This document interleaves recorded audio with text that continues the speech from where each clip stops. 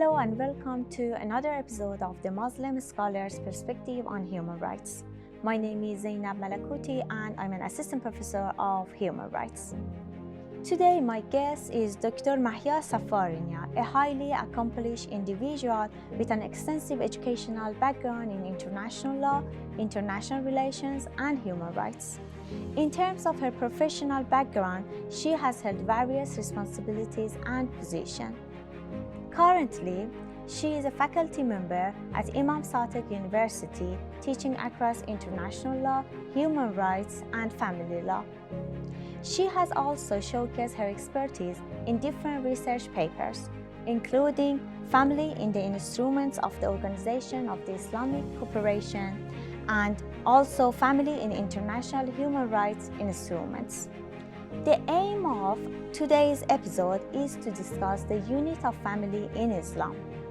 I believe that family is an essential component of our lives, representing people who provide unconditional love, support, and guidance. Family is a fundamental aspect of who we are, reminding us of our roots.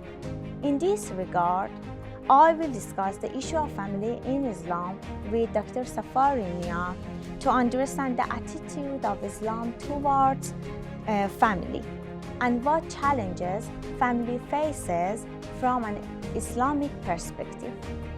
Thank you so much for being with us.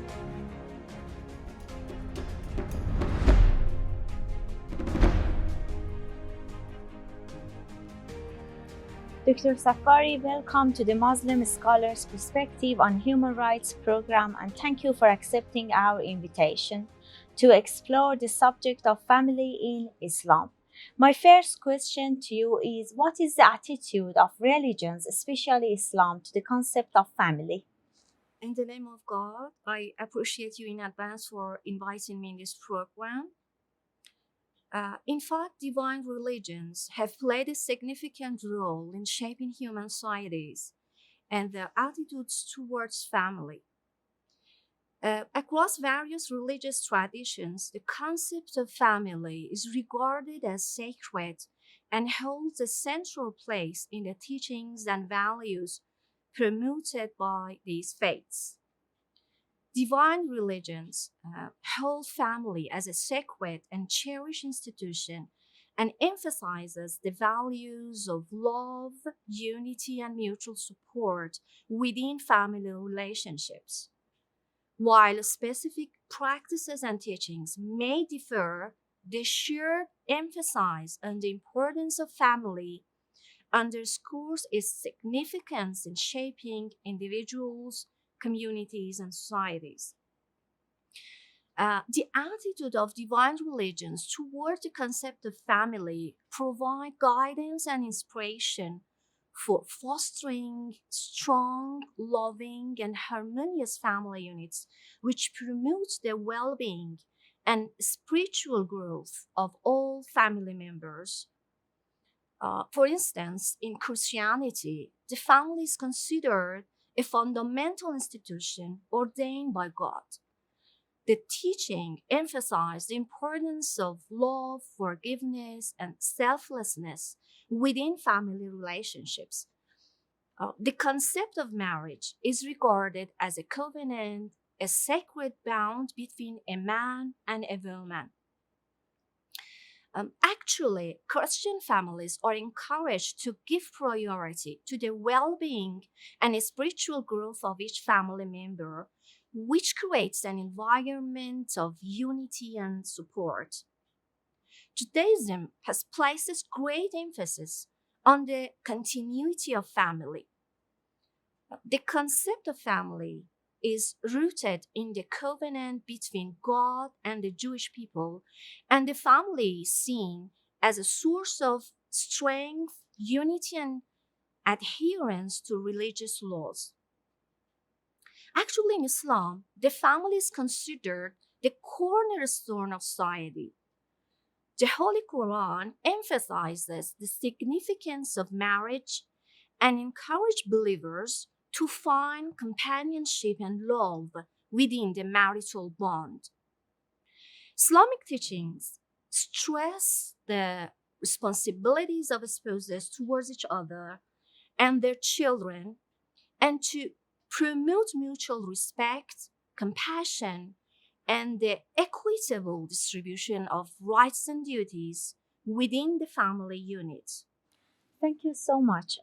So, what are the most important approaches toward the family throughout history, and also the role of Islam in this process?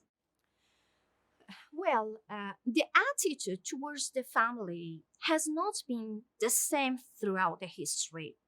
As a whole, we can mention two main approaches to the family as a unit: the anti family approach that seeks to weaken or even destroy the family, and the value based approach that sanctifies the family with different views.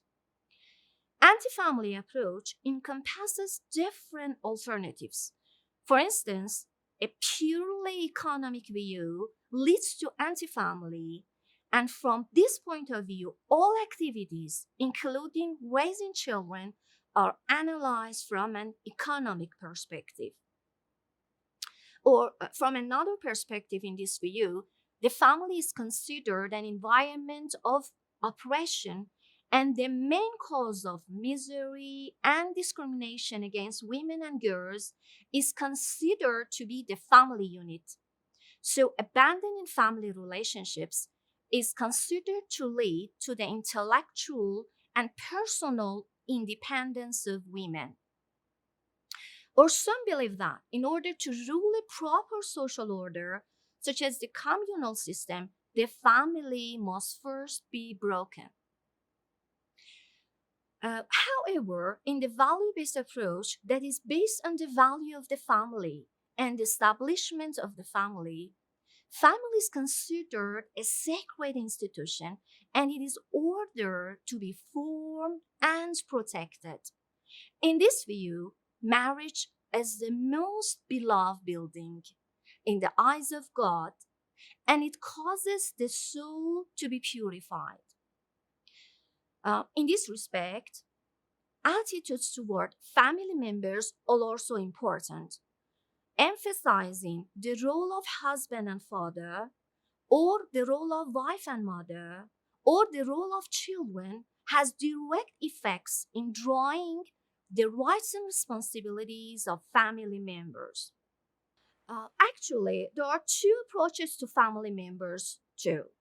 The individualistic approach, which is based on the assumption of emphasizing on family components, and the family centered approach, which considers the collective nature of the family. In the individualistic approach, family members are considered as independent elements from each other. Male centered or patriarchy defines the family in a male form and gives great importance to the role of a man as a husband and father. In woman centered, the role and importance of women is emphasized, and in child centered, children are the basis of everything. In the family centered approach, the general view, orientation, and policies should be in line with the foundation of the family.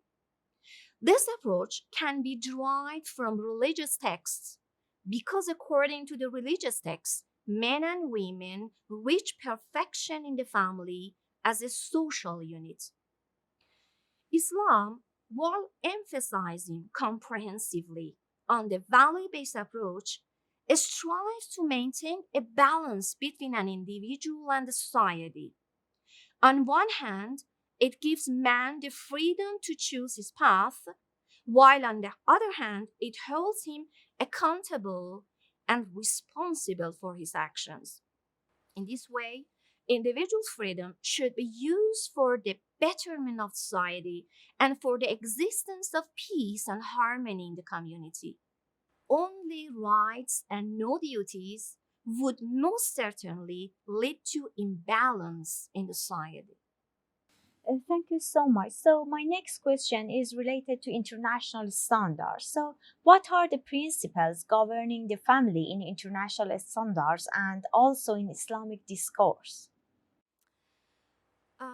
Comparing the concept of family in Islam and the ruling view of some societies, we can highlight some similarities and differences that shape familial relationship in these two contexts. Both Islam and other ruling views in the world encompass diverse cultures, traditions, and social contexts, which result in variation in family dynamics and practices. It is important to recognize that within each context, there is considerable diversity and individual variation in how families are structured and function. The principles that govern family life in Islam revolve around love, mercy, respect, rights, and responsibilities. These pillars form the bedrock of a strong and cohesive family unit, promote harmony, unity, and spiritual growth. By following these principles, families in Islam can strive to create a nurturing and fulfilling environment that reflects the teachings of Islam. So, within Islamic discourse, core values and principles regarding family unit are considered. Islam places great emphasis on the importance of family as a foundation of society. The family unit is seen as a sacred institution where dignity, love, respect, and compassion are deeply fixed values. In fact, respect is a fundamental principle in Islamic family life. Family members are encouraged to treat one another with kindness, patience, and dignity, regardless of their age or position within the family hierarchy. Mutual respect helps to maintain harmonious relationships and fosters a sense of unity within the family. Love and mercy are central to Islam's teachings on family. The Holy Quran encourages spouses to be loving and merciful to one another, creating a nurturing and compassionate environment within the family. Islam teaches that love and mercy should extend to all family members, promoting bonds of affection, understanding, and support. Considering the structure and rules within the family, we can mention that in Islam, the foundation of the family is based on human and intellectual friendships, not on sexual lust. In Islam, family holds a central position, serving as the cornerstone of society. Family is regarded as a divinely ordained institution. The Holy Quran emphasizes the creation of humans as pairs and establishment of families as a means for companionship, for support and love. Family in Islam extends beyond the nuclear unit, encompassing extended family members and fostering a sense of community. These support networks strengthen ties, offers assistance during difficult times, and promotes a collective sense of belonging and security.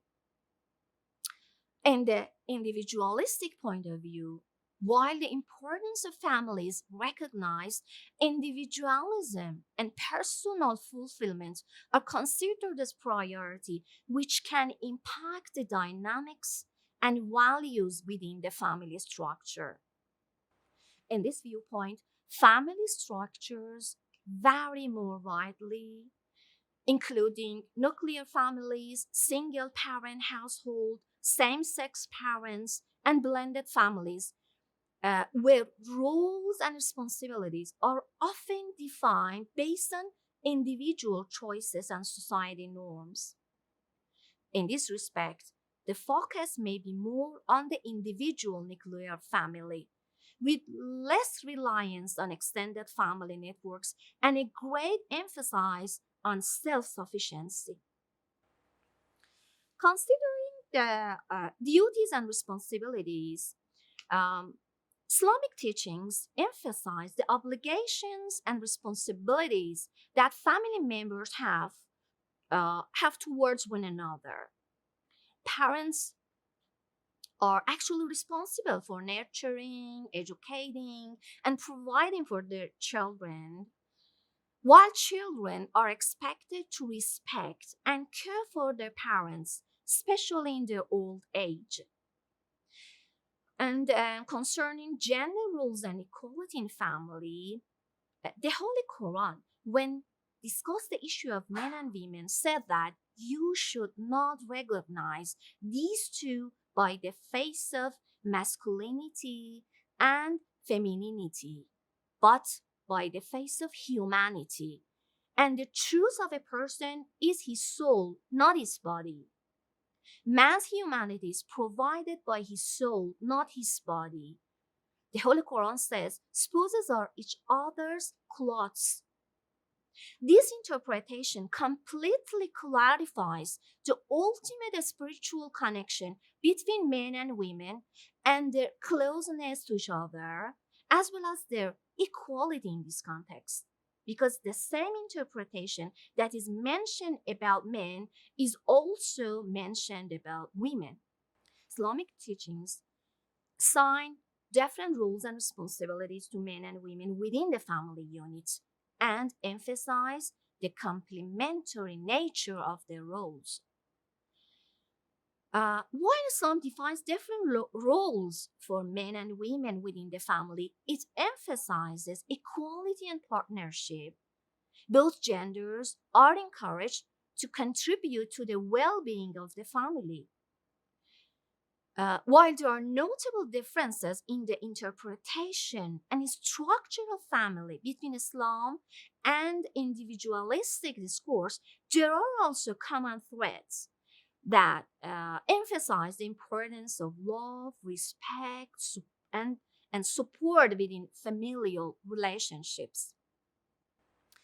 Actually, understanding and appreciating these similarities and encouraging dialogue on differences and the exchange of ideas between different cultural contexts can promote a broader perspective on the concept of family. Thank you so much. Actually, I believe that there are some challenges encountering the family. So, my question is that what are the most important challenges facing the family from Islamic perspective? Um, in fact, the family is one of the most important socioeconomic institutions of any society and needs to be protected. For family ties to be strong, each member of the family plays an important role, performing a variety of services and desires, shift in their importance depending on the need of the family in order to meet their requirements. Families are distinguished by both biological and cultural bonds. It bridges the gap between individuals and communities. Families also emphasize interdependence and social compliance. And for families to thrive, it is necessary to put the needs of others before self, which contradicts the basic meaning of individualism. There is need for compassion and cooperation for society to survive, and these qualities are not encouraged by an individualist. Challenges can be investigated in economic, cultural, and psychological fields. For example, one challenge is redefining priorities. As individualism continues to shape societies, the concept of family undergoes significant changes. In an era which is marked by individualism and personal autonomy, the traditional concept of family has faced significant transformations. Individualism often gives priority to personal fulfillment and self interest over collective aspirations. As a consequence, the concept of family has evolved to accommodate the pursuit of individual goals and desires, sometimes leading to a greater emphasis on personal achievements rather than familial relationships. Changing family structures is another challenge. Individualism has given rise to diverse family structures, challenging the traditional nuclear family model. Non traditional forms such as single parent families, blended families, and cohabitation arrangements have become more common as individuals seek alternative ways to meet their personal needs. Or autonomy and independence is another area of concern. Individualistic values promote personal autonomy and independence, which can impact the concept of family. Family members may give priority to their individual freedom and personal growth, which lead to a greater emphasis on individual pursuits rather than collective responsibilities within the family unit. Or regarding communication and connection, the rise of individualism can also strain familiar communication and connection with increased emphasis on personal autonomy. Family members may find it challenging to maintain strong emotional bonds and spend quality time together. The focus on personal pursuits can sometimes lead to a lack of collective experiences and shared values within the family. And concerning support and care, we can say that individualism can impact the support and care provided within families.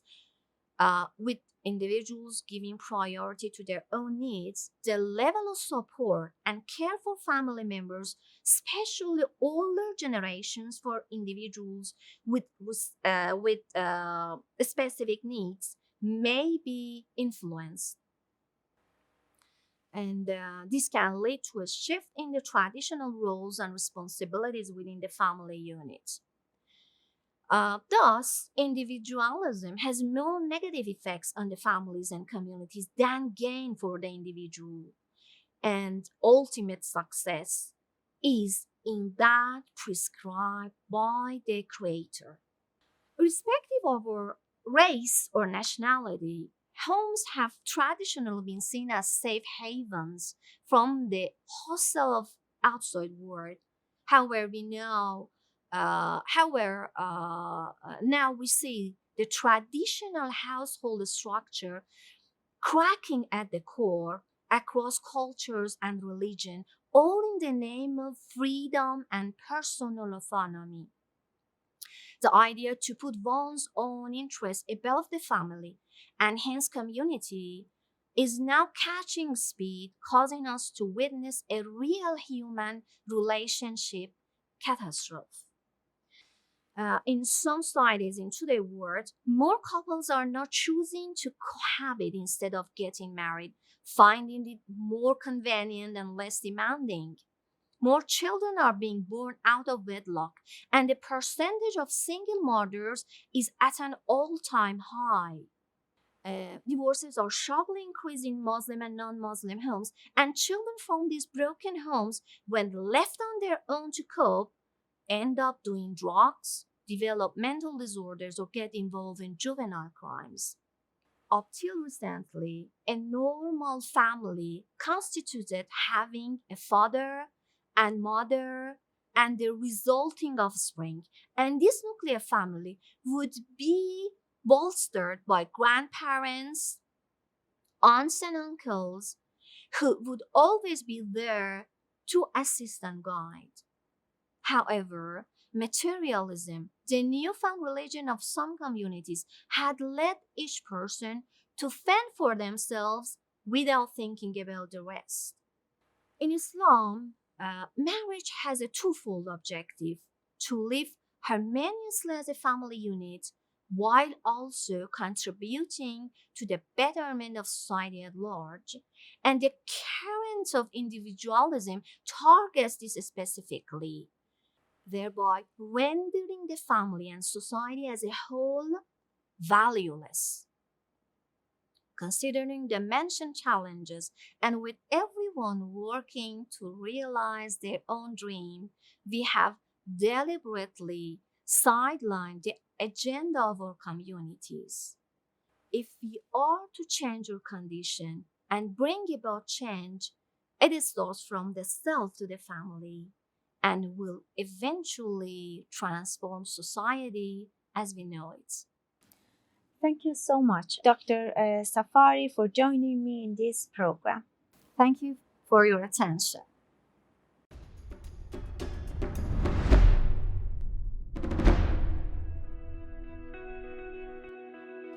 I appreciate Dr. Saffarinia for her contribution to this episode, and I hope you all enjoyed this episode. Thank you and farewell.